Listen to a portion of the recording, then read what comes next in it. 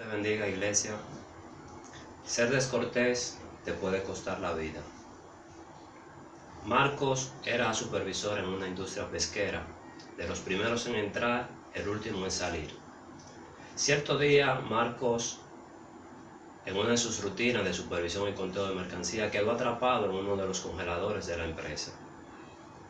Pasaba el tiempo y Marcos iba perdiendo la sensibilidad en cada uno de los miembros de su cuerpo. Cuando parecía inminente que la muerte llegaría a Marcos, de repente se abrió la puerta. Era Henry, el guardián de seguridad, quien solo esa noche salió a hacer una ronda, pues no era parte de sus responsabilidades. Una vez Marcos se recuperó, le preguntó a Henry que cómo sabía que él se había quedado atrapado.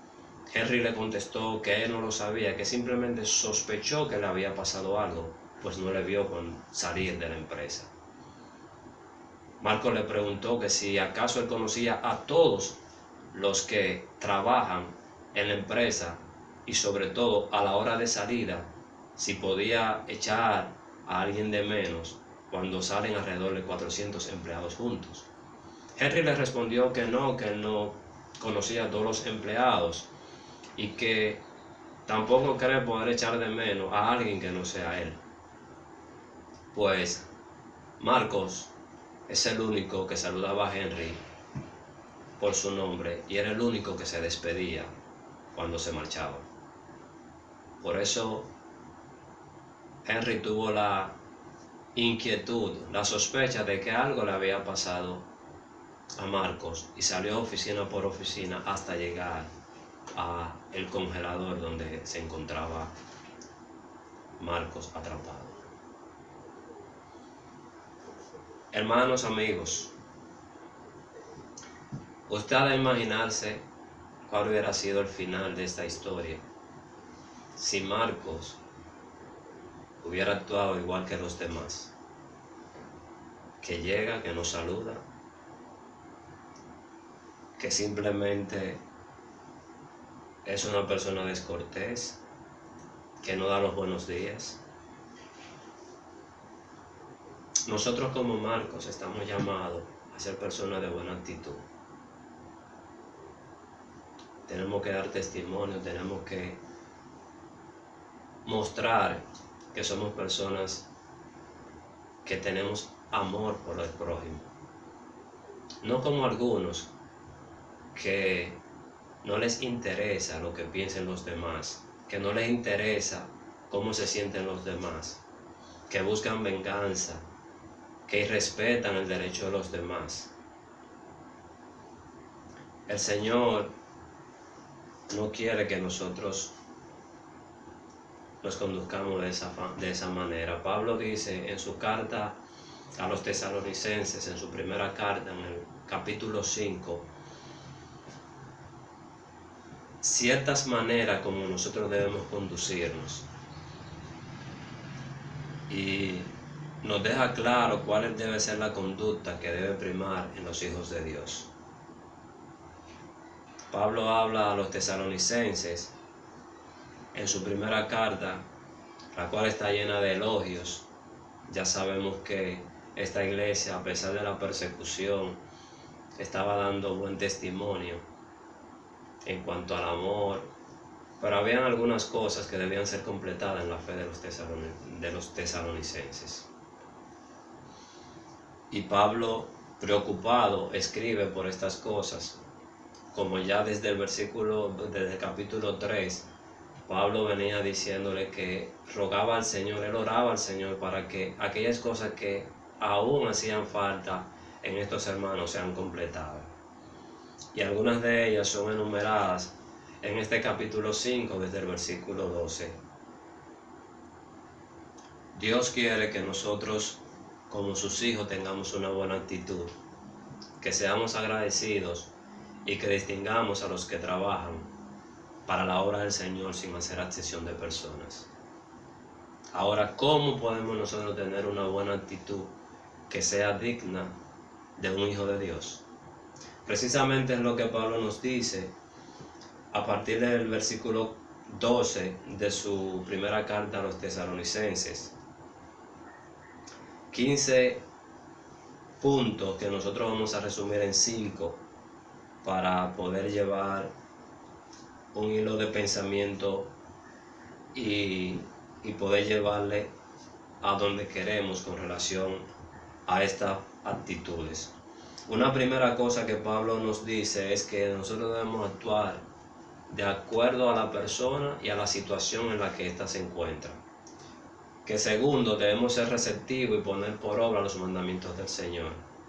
Tercero, no apagar al Espíritu Santo. Cuarto, no menospreciar las profecías. Y quinto, pedir y buscar el discernimiento. El primer punto que vamos a estar tratando, actuar de acuerdo a la persona y a la situación de la misma. Dice el versículo 12, os rogamos, hermanos, que reconozcáis a los que trabajan entre vosotros y os presiden en el Señor y os amonestan, y que los tengáis en mucha estima y amor por causa de su obra. Tened paz entre vosotros. Me llama mucho la atención que nos dice que nosotros debemos reconocer a los que trabajan entre nosotros, que nos presiden en el Señor, es decir, aquellos que son nuestros líderes y que nos amonestan. A veces no queremos respetar a aquellos que nos amonestan porque solamente queremos recibir la miel, pero no la hiel. Queremos recibir las bendiciones, pero no las correcciones. Pero Pablo nos dice que cuando nosotros tengamos líderes, tenemos que distinguirlo, tenemos que respetarlo. Y sobre todo, dice que nosotros debemos tenerlo en mucha estima y amor. Nosotros sabemos que hay una forma precisa en la que el Señor mostró su amor y fue dando. Nosotros tenemos que hacer partícipe a nuestros líderes de las bendiciones que Dios nos da. Nosotros tenemos que animar a nuestros líderes. Nosotros tenemos que hacerles saber que su trabajo para nosotros es importante, que nosotros valoramos lo que ellos hacen, el sacrificio que hacen. Pues la mayoría de ellos dedican su tiempo completo a la obra del Señor, si no todo. Y cuando nosotros decimos actuar de acuerdo a la persona y a la situación de la misma, no estamos hablando de hacer acepción de personas, pues Dios no hace acepción de personas. Lo podemos ver desde el Antiguo Testamento y en el Nuevo Testamento también. Dios no hace acepción de personas. Nosotros tampoco debemos hacerlo. En cuanto a los hermanos, nos dice el versículo 14, también os rogamos, hermanos, que amonestéis a los ociosos, que alentéis a los de poco ánimo y que sostengáis a los débiles, que seáis pacientes para con todos. Aquí debemos ver que hay una forma de actuar para cada situación en la que se halla el hermano. Por eso, actuar conforme a la situación de cada uno. Nosotros no podemos darle ánimo a una persona que está ociosa. Nosotros tenemos que reprenderlo, porque de eso se trata. Cuando dice que debemos amonestarlo, es reprender. Amonestar es eso, reprender al hermano para que corrija su error, su falta, para que se arrepienta, para que se aparte. Eso es lo que estamos diciendo con esto, con amonestar. Y no podemos amonestar a una persona débil. Pues el débil no, al débil nos está diciendo qué debemos hacer con él. Démosle al enfermo la medicina que necesita, no le demos a todo por igual.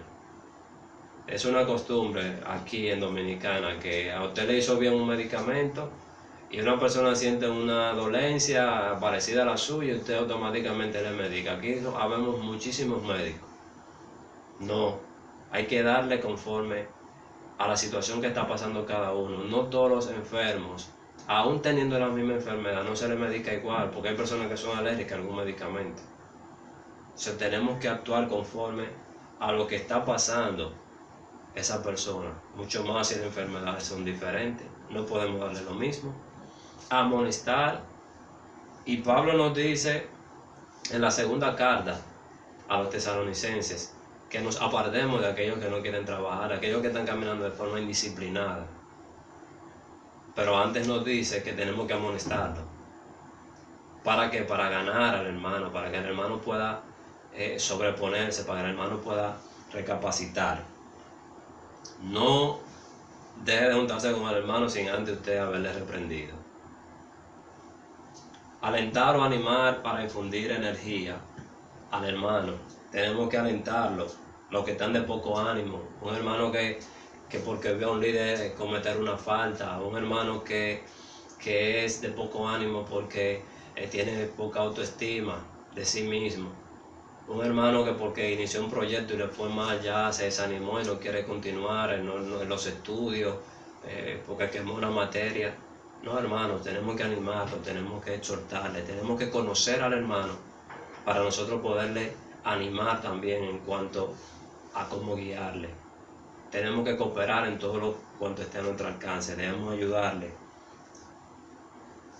Sostener o ayudar a los débiles. Nosotros tenemos que ayudar a los que son débiles, pero tenemos que hacer un pare aquí, porque los únicos que pueden ayudar a los débiles son los fuertes. Romanos capítulo 15, versículo 1 dice: vosotros que sois fuertes, sostened a los débiles. O sea, no es que cualquiera puede sostener a un débil. Tiene que ser una persona que es madura, que es fuerte en la fe, para que no caiga. Dice, sostener es ayudar para que no caiga.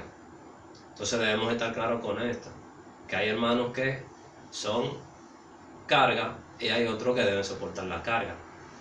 Recordando, mis hermanos, que llevar una carga, soportar, implica sacrificio.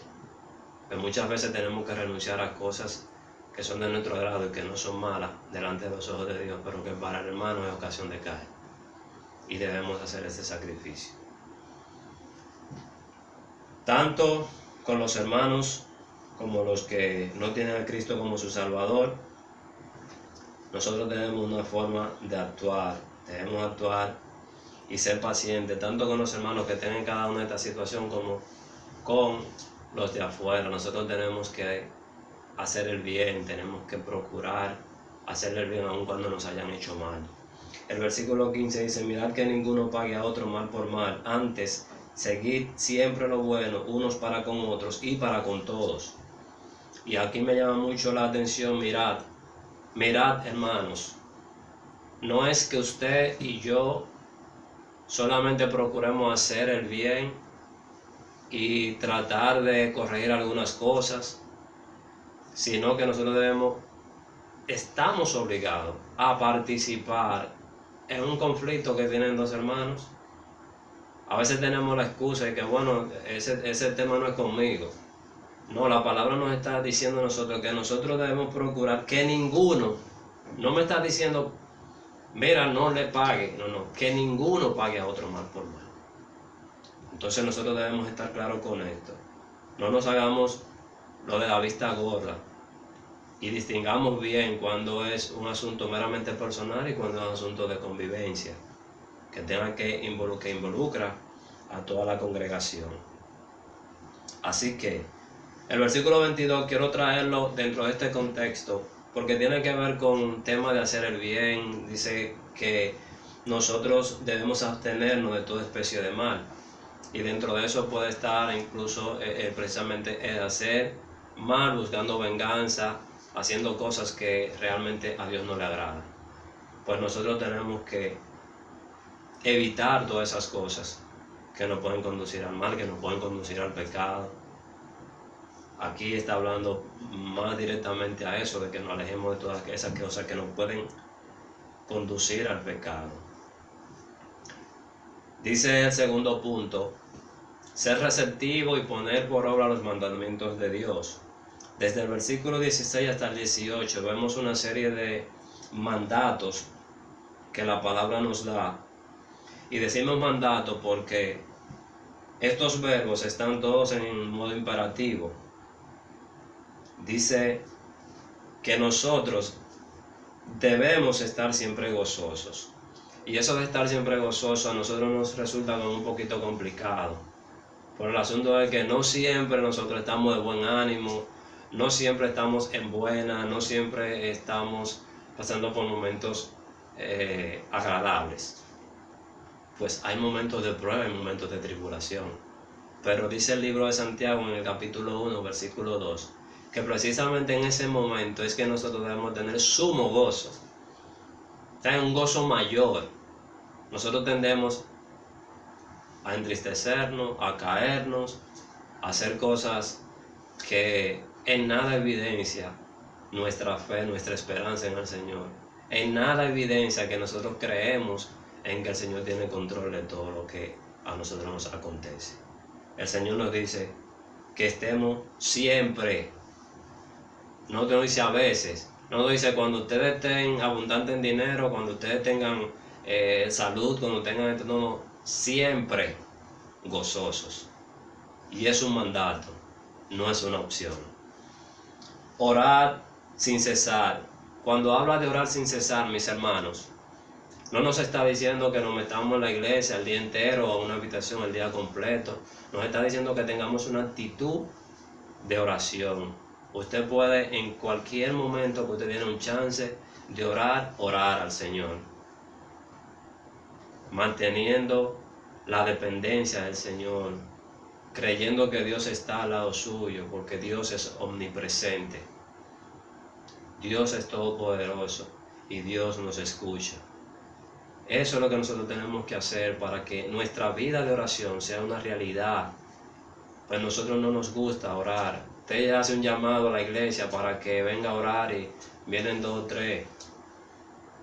Y cuando usted está orando en su casa, a los 15 minutos ya usted está cansado. Un sueño tremendo. Usted puede estar haciendo cualquier otra cosa y está animado, pero desde que comenzó a orar, ahí le dio sueño.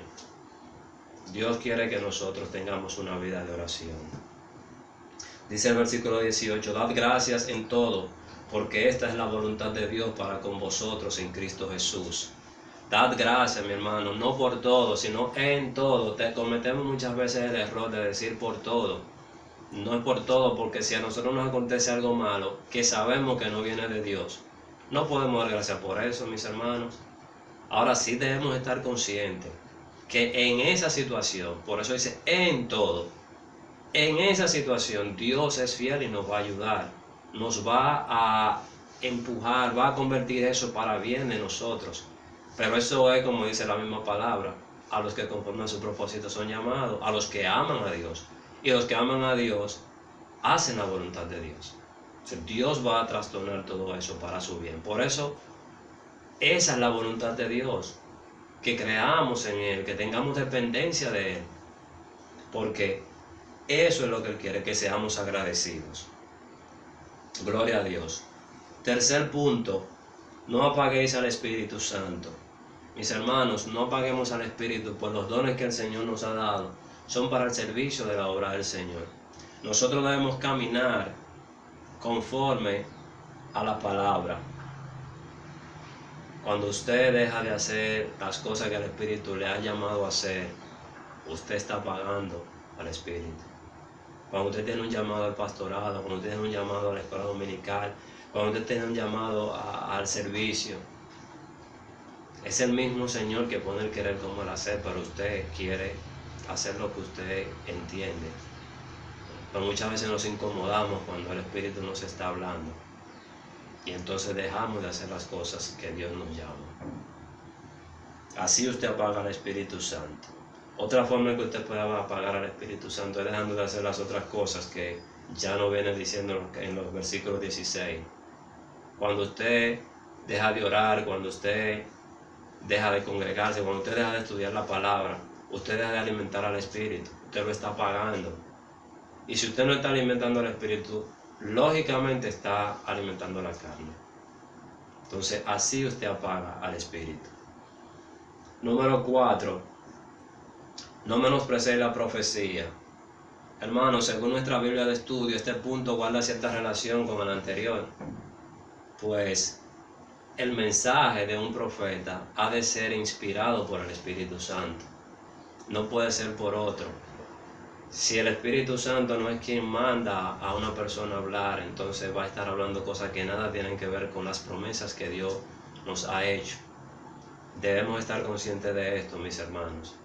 No menospreciemos las profecías, porque usted no cree, usted dice, bueno, ya los profetas, eso era en otro tiempo, y nosotros sabemos que la palabra dice que las profecías pasarán, que las lenguas pasarán, pero todavía yo no he visto donde dice que ya pasaron.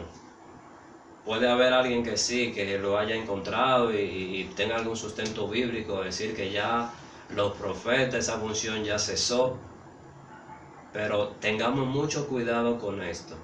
Tengamos mucho cuidado con menospreciar las profecías que vienen de parte de Dios, porque tanto es peligroso de aquel que habla en el nombre del Señor, como aquellos que menosprecian la palabra que viene de parte de Dios.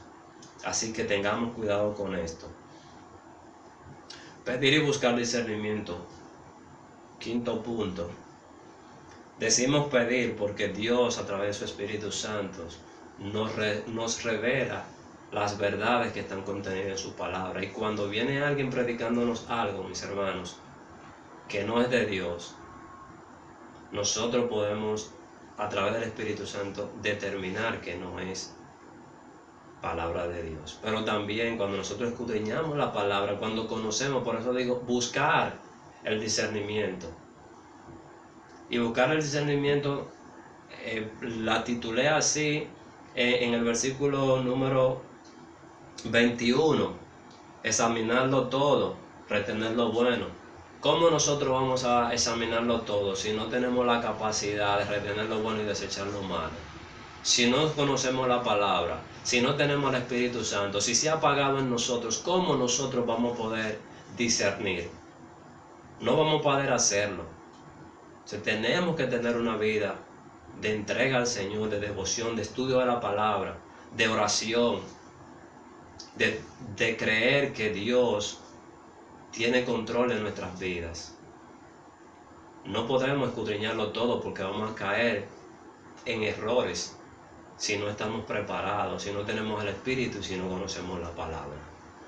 Así que, mis hermanos, nosotros podemos decir que la palabra de Dios nos hace un llamado para que tengamos una buena actitud como hijos de Dios, que respetemos y distingamos a los líderes, que tengamos una buena convivencia con nuestros hermanos y con los de afuera, que nosotros seamos sensibles al Espíritu Santo, que no menospreciemos las profecías, que sea evidente los dones del Espíritu en nuestras vidas, porque esto, mis hermanos, esto nos llevará a poder tener una vida de gozo, una vida de oración y una vida donde nosotros estemos agradecidos de Dios.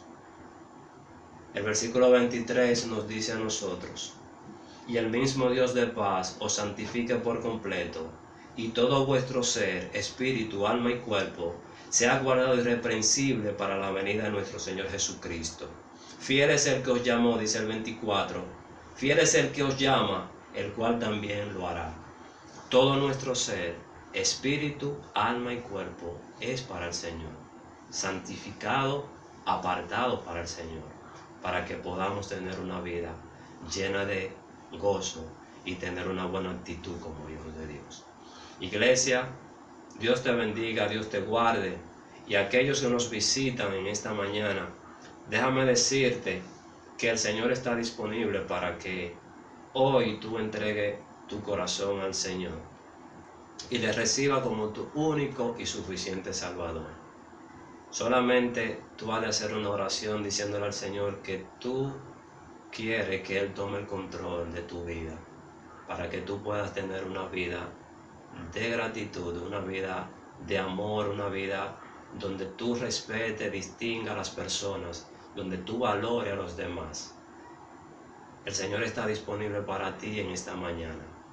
Tú puedes hacer la oración de fe pidiéndole al Señor que te reciba como su hijo y tú le recibes como tu único y suficiente Salvador. Iglesia, nuevamente te digo que Dios te bendiga, que Dios te guarde y que te prospere en todo tu camino. En el nombre poderoso de Cristo Jesús. Amén. y amén.